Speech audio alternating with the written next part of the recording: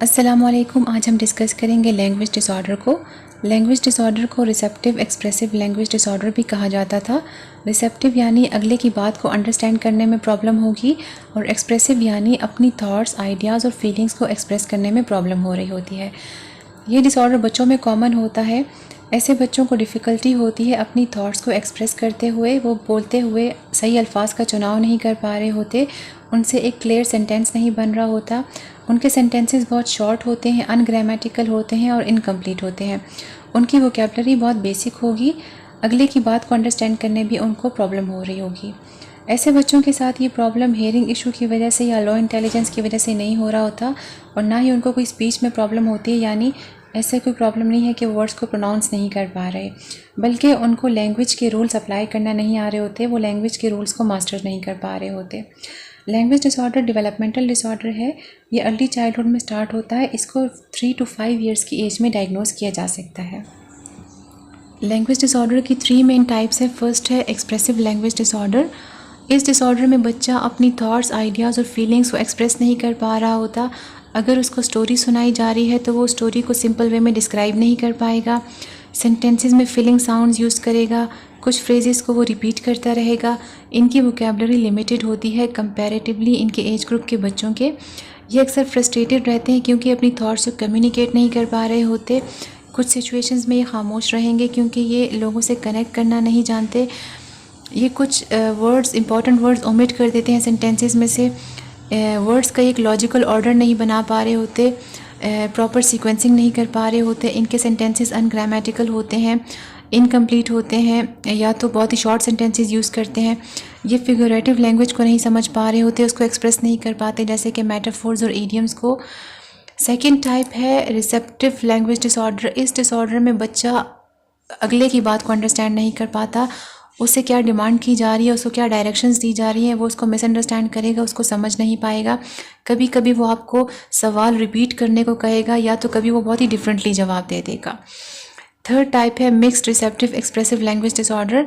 इस डिसऑर्डर में mix symptoms आते हैं, यानी कि एक्सप्रेसिव लैंग्वेज डिसऑर्डर के सिम्टम्स भी आते हैं और रिसेप्टिव लैंग्वेज डिसऑर्डर के सिम्टम्स भी आते हैं।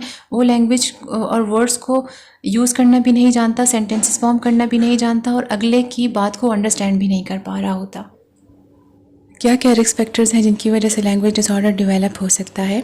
फैमिली मेम्बर्स में से अगर किसी के लैंग्वेज इम्पेयरमेंट की हिस्ट्री है, या फैमिली में कोई लैंग्वेज डिसऑर्डर रन कर रहा है, तो बच्चों में लैंग्वेज डिसऑर्डर डेवलप होने के चांसेस हो सकते हैं।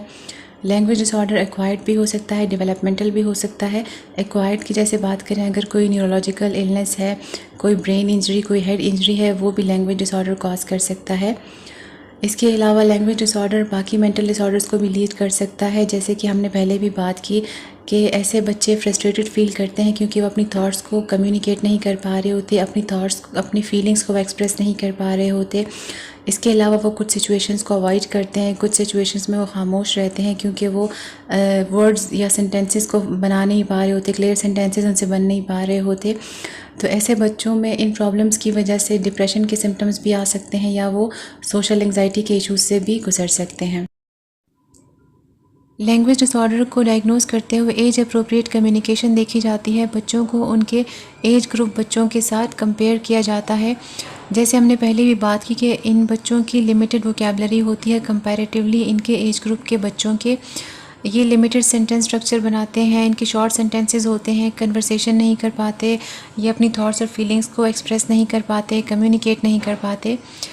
स्पीच और language pathologist standardize test use करते हैं ताकि बच्चों की एक्सप्रेसिव और रिसेप्टिव लैंग्वेज एबिलिटी को चेक किया जा सके।